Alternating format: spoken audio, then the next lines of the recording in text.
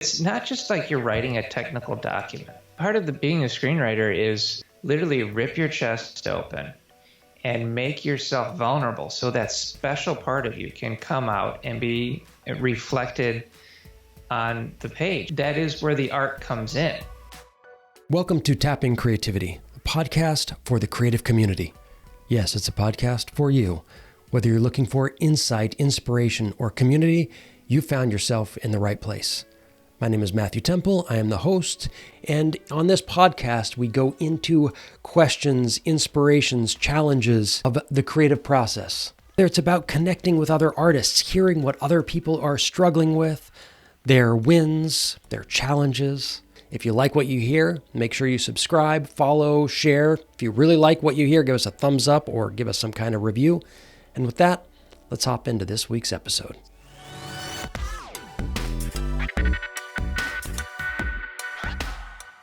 Hello and welcome to this week's episode of Tapping Creativity. And as usual, I have a wonderful guest on the show, and this week is no different from every other week. Today, I am joined by Geoffrey Calhoun, who is a screenwriter. Beyond that, he's an MRI technician, at least formerly was. So if you ever, are both in need of a really good read of a script, if you need someone to get deep into the problems of your screenplay, he can also, check out your physical problems at the same time, which is great. It's in some ways, when you think about it, the MRI technician turned screenwriter who then also works and helps other people with their screenwriters makes perfect sense. It's a matter of getting in and looking for the fine details. His book is The Guide for Every Screenwriter, and for anybody who is jumping in, or who, I want to say, it's not only for the newbies, even though it's really written as a book for newbies, it's also a really good refresher. Or, if this is something that you do, but you don't do every day, even someone like me, I don't write screenplays every day. Obviously, I've written many, and obviously I have produced even more, and I have, developed even more that were ever produced. I don't write screenplays every day. And so therefore, sometimes coming back to those little things that can remind you of what you're forgetting, because if you don't do something every day, it's like a muscle. I'd like to believe that I could run to the gym and work out really hard for 2 months and then be like, okay, I look fantastic. I'm just going to go eat burgers and not work out ever again, and I'm going to keep looking fantastic. It doesn't work that way, and neither does screenwriting. And so in that way, The Guide for Every Screenwriter is a very good guide. It is available on Amazon. There will be a link in the show notes. But before we keep boring you with all of those details, welcome, Geoffrey. Thanks for having me on, Matthew. I feel like you did just describe my workout routine, which is work out really hard for 2 months and then just eat a lot of hamburgers. Oh, perfect. All right. So you somehow, but yet it's gotten you this far. So it's obviously, you're obviously doing something right. So there are a million books on screenplay writing. What makes this one more a valuable one, and why you to write it? That's a hell of a question. Thank you. There are a million books on screenwriting, and they're all behind me in my little library there as I keep reading and learning because I feel like I am the forever student. When I wrote this book, I wanted to write something that I've always wanted to be able to have nearby and access, because the way screenwriting books are really essentially is they all focus on one specific thing. So you can get books on dialogue, books on characters, books on specific moments, books on plot and theme. And I was just like, I'm tired of diving into all of these other different books. Plus, I didn't want to have that overly textbook screenwriting book that is just hard to read, takes a lot of time. I wanted something quick and easy. So I was like, I'm going to create a reference guide on screenwriting that not only covers all aspects of screenwriting, but is also easy to access, and you can keep it on your desk and pull it out anytime you want it, and gives you everything you need. And then I wanted to make sure I could layer into it, not just beginner stuff, but advanced writer stuff as well. So depending on where you are in your journey, you can walk away after reading this book and pick something up. Yeah, nice. And so Why you? Right. Well, it's not like I got I was on a mountaintop, Matthew, and I got hit by a lightning bolt. Oh, this story is getting really good. No, I was actually hired to go to Ghana, Africa, to teach filmmaking to their students down there, and I only would have like a week, 2 weeks tops to be able to teach, and they didn't have a screenwriting program, so I was going to have to come in and do it all from scratch. So I developed a screenwriting program that I could teach them quickly so that I had enough time to be able to answer questions and then help them workshop stuff. Inevitably, that fell through, but I had all of this material, so I converted it into a series of seminars. And I traveled around the country going to different film festivals, teaching these seminars on screenwriting. Eventually, people would ask me, well, do you have a book?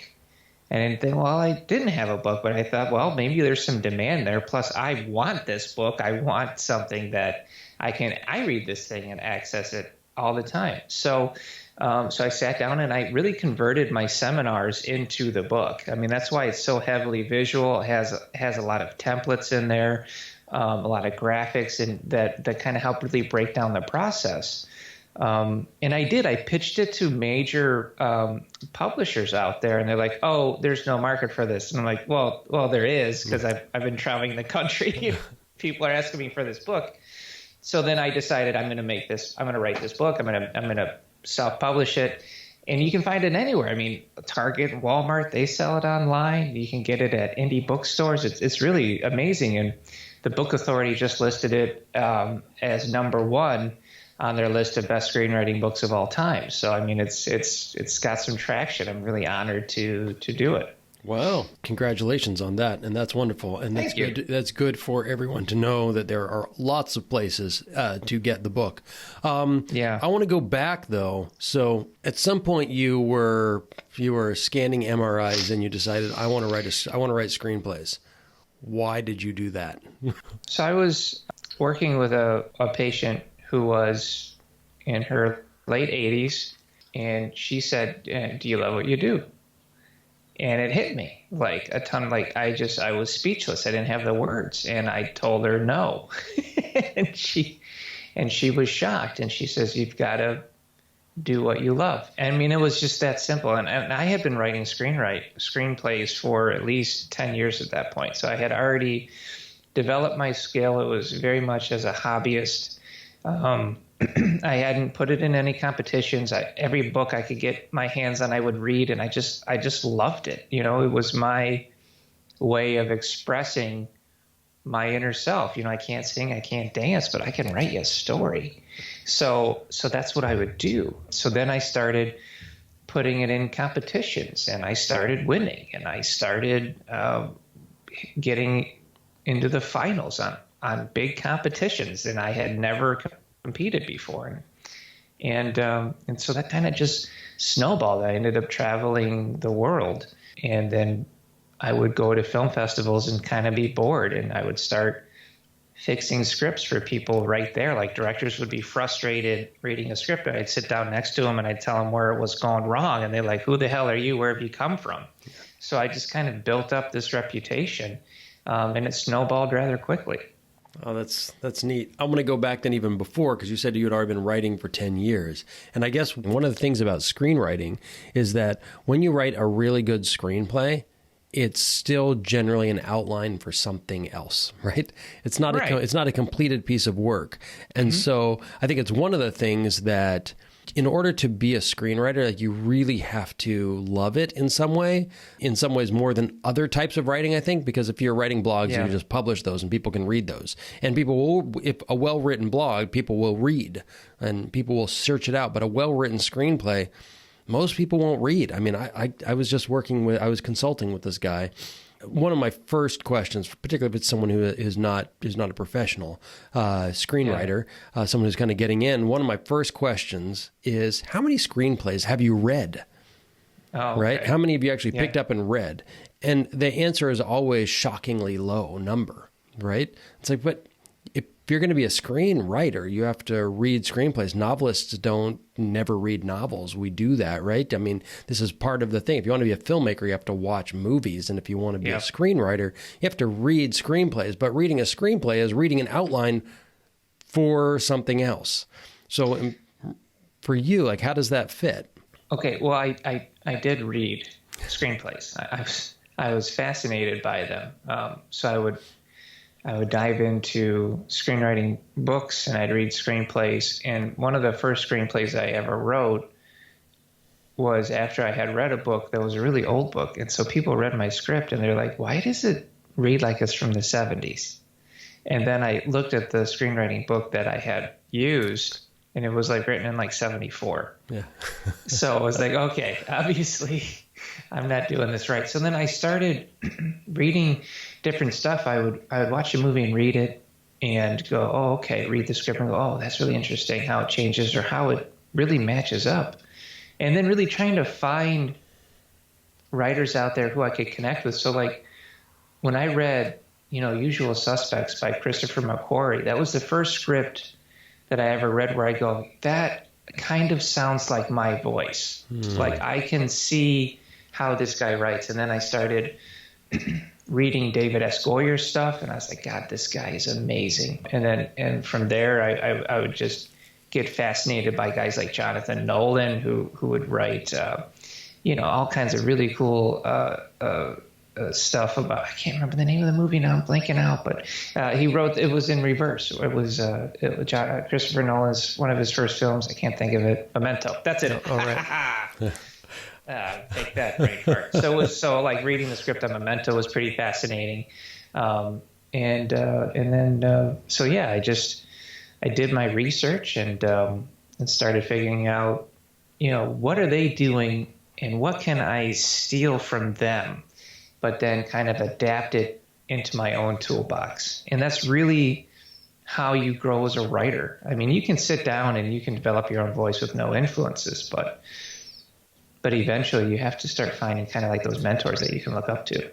Well, there's also understanding some of the conventions, or when you hit a certain wall, like what have other people done? And I think early on, I remember doing an exercise where I found a screenplay and that inspired me, or it was this movie that inspired me. And I don't remember, can't tell you exactly which one it was, but I basically looked at the screenplay and I was like, I want to just follow their structure, but I'm changing the characters, I'm changing the locations, I'm changing all sorts of things, but the structure, use it as a template. It was just a template. So if they're if this is a conflict scene, I wrote, if the third scene is a conflict scene, I write that exact scene, that scene, but completely different.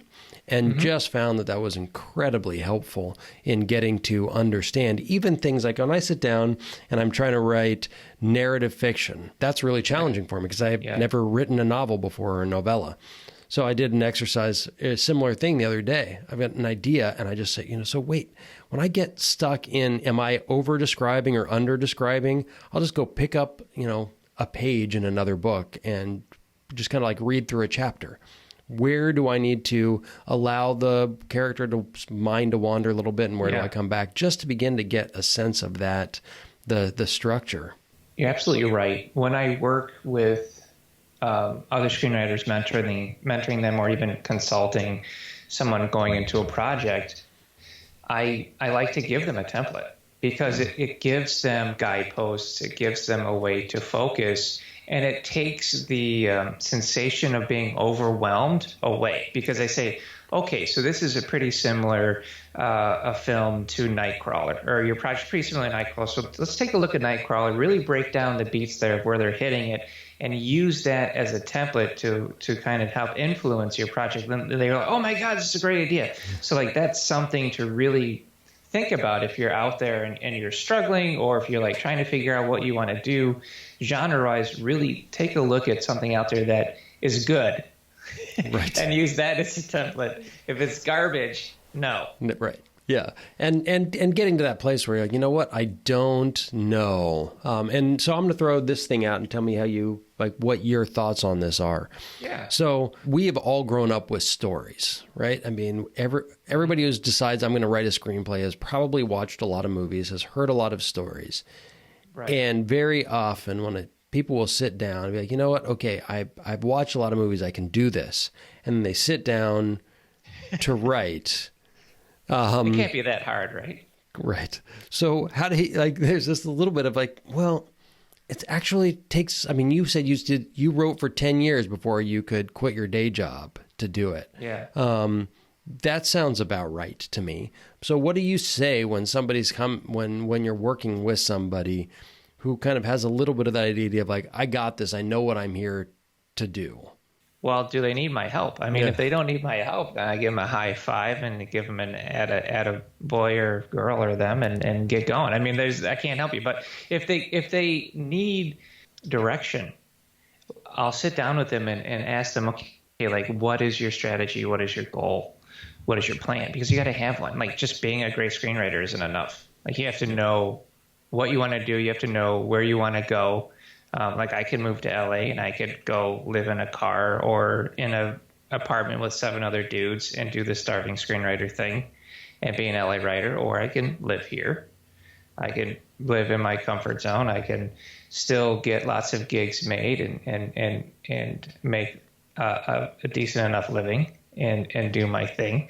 But there's also, like, there's no shame in, you don't have to be a full-time screenwriter to be a screenwriter. Like, I read something somebody said to another writer, why are you thinking about being a screenwriter? And the first thing that comes to my mind is, you don't think about being a screenwriter. You are one. Like, if you've written a screenplay, you're a screenwriter. It doesn't matter if it's WGA, or some people like to say pre-WGA, which doesn't mean anything. It just means that you're not in the guild. So it's like, so you're either WJ or not, but if you've written something, you're a screenwriter. So there is, like, why are you thinking about being one? You either are or you aren't. I'm going to go Yoda on you here. Yeah.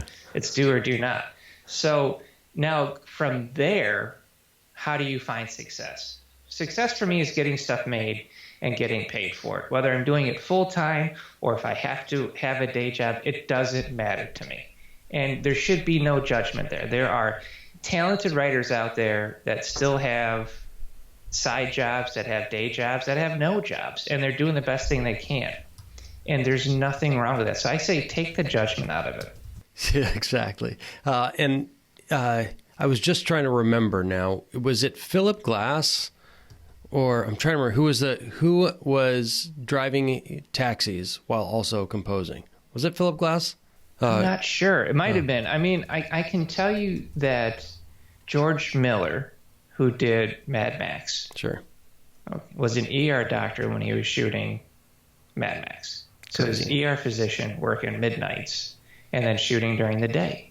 Amazing. And so there's this whole stigma in the U.S. that if you are an expert at something or are doing something, that's all you have to do. And that is ridiculous. Like, you have bills to pay. You could have kids. You could have a marriage. You know, there's writers out there that do a day job because they got to have health insurance. There's no health insurance as an indie writer. Yep.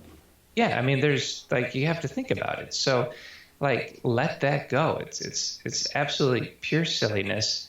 I've heard the arguments. People say, well, if you're on a plan B, which is your day job or something, then your plan A should just be only screenwriter. So I know people that have given up everything, that were talented screenwriters, and ended up going into huge debt and had suicidal ideation because they couldn't break in as a screenwriter, even though they gave up everything.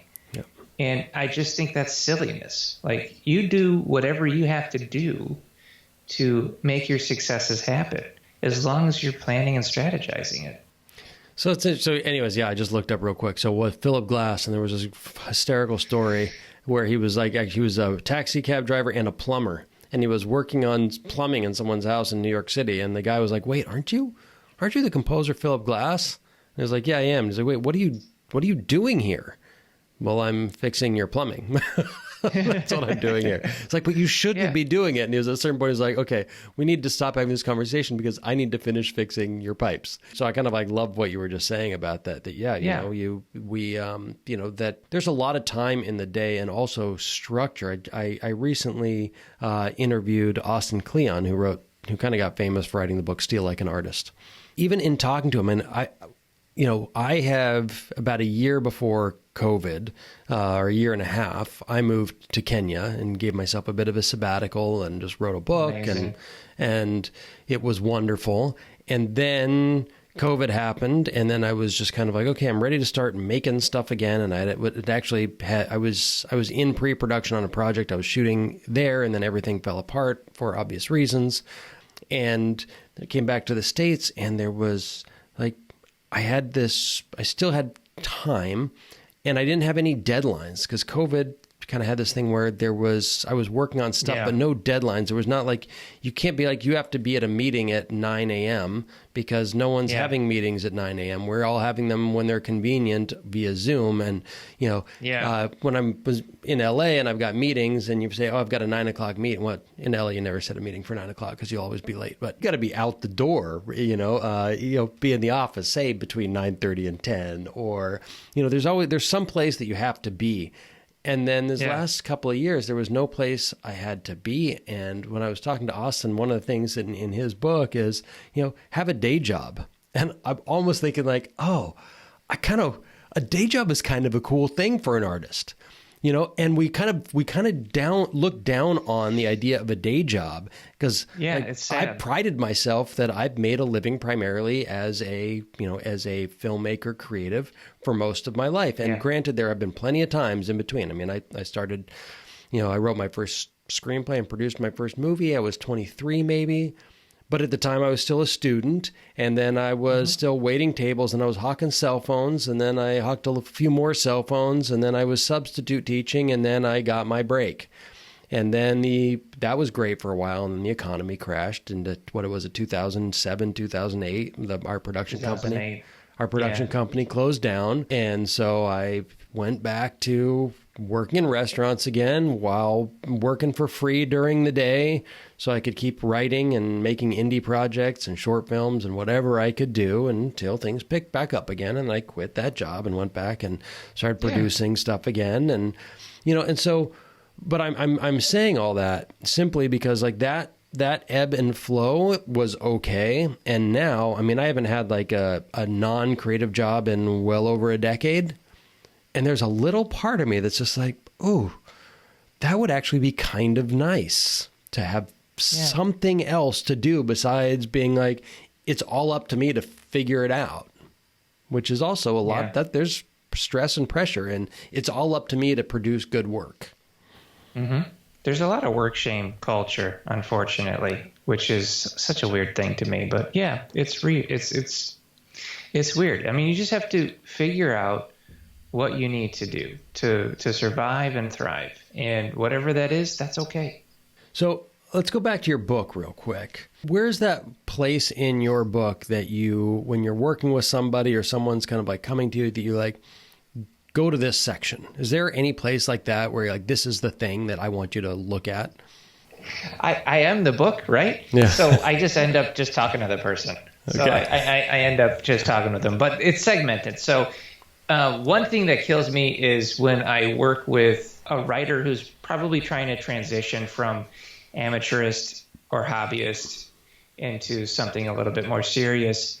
The question that I get from them is, I mean, do I have to format it that way? And as soon as I hear that, I'm just like, well, you're already dead in the water, man. I mean, if you can't adhere to the format of a screenplay, which is what is necessary to make it an industry standard, and I have to explain to you that you have to do it, then you're not ready to transition if you're going to try and argue with me on it. So I will recommend, you look at the format section, and it kind of helps people there.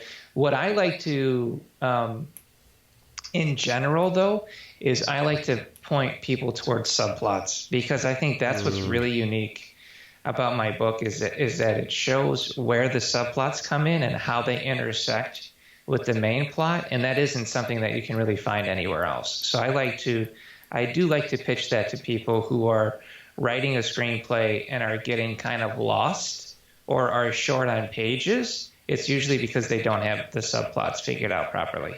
Interesting. That's very cool. I had a client recently. I had the same sort of formatting conversation a bit. It's like, if you're not a student, it's $150 or something for final draft. But you need to have, if you're a doctor, you cannot, and you're saying, like, I'm going to use this X-Acto knife to, like, take that mole off your back. I'm going to be like, that's hilarious. Yeah, that's not going to work. Like, you actually go get a real scalpel. If you want to write a screenplay, you have to have the right tools. And the nice thing is about screenwriting is really, it's a pretty low barrier for entry. Right? You do need software, and the software is going to cost $150, and you should probably read a couple of books. So, but really, some of them you can buy, some of them you can probably get from the library, some of them you can, you can watch some YouTube videos. You can get some ideas, but really for under $200, you can start writing a screenplay. Yeah, the heaviest investment in screenwriting is time. Yes. It's time. It's your time of your life that you invest into it, which is why it's important that screenwriting interests you or that you get some kind of joy out of it. One thing I find a lot is people will go into screenwriting to tell their life story because it's, quote, unique. And that tends to be a vanity project where they're just trying to really talk about themselves. Mm-hmm.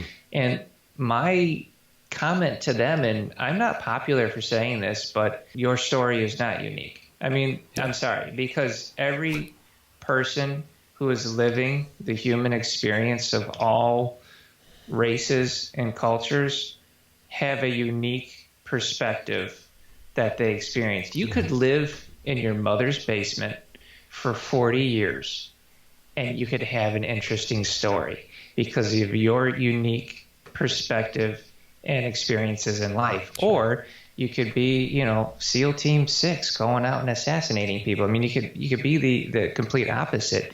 So when I hear people pitch to me, listen, I have the most unique story, it's like, but do you? I mean, my job as a screenwriter is to make sure your story is entertaining, that your unique story resonates with the audience. So that's my job as a screenwriter. When I get brought onto a project, I mean, I have a film shooting this summer that is based on a true life story.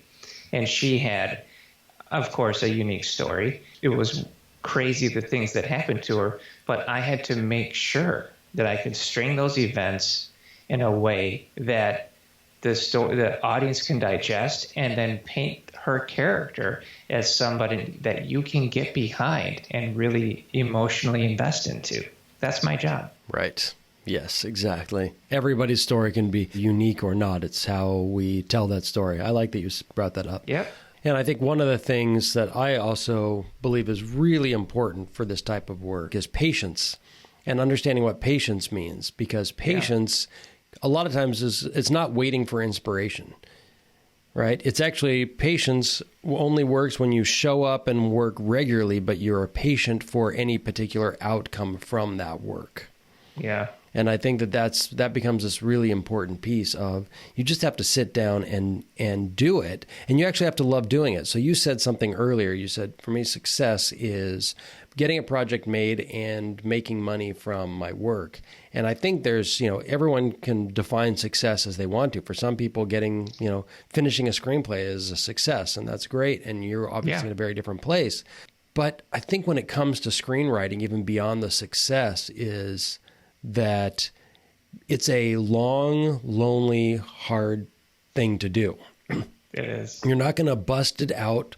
It's not like you could go out for a beer, or you could sit down and watch Netflix with your husband or wife, or you could lock yourself up in a room and basically prove over and over and over again how not talented you are until eventually, hopefully, maybe you'll get to that point where like, oh, actually, that's pretty good, right? But the success piece is like, that's one part, and I think that's really important to define that. And then the second part of that is going to be, can you actually just enjoy the process of writing, because that's mostly what you're doing. And the success part, even as you just said, getting a movie made is pretty short. And when that check comes, that feels really good. But you get a check in the mail, and then you take a picture of it on your phone, and a day or two later, it's in your bank account, and that's amazing. But that's a day or two. Yeah. And then that's over, and now what? You're a screenwriter. So sit your ass back in your chair and start writing again, lonely, and putting words on a page that at first are not going to be good. And eventually, hopefully, if you keep working at it, they'll get there. But they're not going to be on your first draft, and it's going to be a lot of the screen staring at you, reminding you that you got a lot of work to do. Yeah, part of being a screenwriter is having comfort being in your own skin and making yourself vulnerable. I mean, if you're sitting in front of a blank screen and you're trying to fill this bad boy up with some letters and you can't get there, you're probably not ready for that moment. You have to literally rip your chest open and make yourself vulnerable so that special part of you can come out and be reflected on the page. I mean, I've written scripts before on assignment or not, where I been moved to tears in the middle of a scene that I was writing because it hit so hard for me. But then when the producer reads that scene, they said, I've never cried reading a script before, but I cried reading yours. It's because I was able to be present in that moment and to be vulnerable and allow that to translate onto the page. So it's not just like you're writing a technical document. That is where the art comes in, is that it comes from a part of yourself. And you can get there with time and repetition and practice after you get through all of the nitty-gritty formatting stuff and you figure all of that out. And that doesn't take long. Once you get past that, that's when you start really sitting down and being able to allow that creative moment to happen. You just hit the nail on the head, which is being able to sit down and be honest and vulnerable. And that, when you do that, when you get to that place, first of all, you as a writer are growing. You're having you get to actually express honestly. You get a new part of yourself, and then you do move audiences. That's really the key. And so when you, as you said, when you get past, you just need to understand the structure in order so that the structure and the formatting doesn't hold you back at all. Your craft isn't holding you back, and therefore you can actually find the honesty, the vulnerability, the artistry. And I love that. I thank you for bringing that up. And I am just going to hold this up again for our audience to see. For those of you who are watching, if you're listening, check out in the show notes. There will be links to purchase the guide for every screenwriter. That's what it looks like if you're watching this. Highly recommended. And thank you so much, Geoffrey, for showing up and bringing your years of wisdom and insight into the screenwriting process to our audiences. I am grateful. I know everyone will be. Thanks again. Thanks for having me on. Appreciate it. Absolutely. Bye-bye. Tapping Creativity is brought to you in part by We Strive, a nonprofit organization that works to lead the world towards stronger, healthier, and more sustainable community. We Strive is currently at an exciting juncture in that coming out of the pandemic, it is in a place of looking to see how can it now, as a established organization, be of greatest support to the creative communities as well as communities who are striving in any way they know how to engage in co-creating a better world. If you're interested in learning more, visit westrive.org.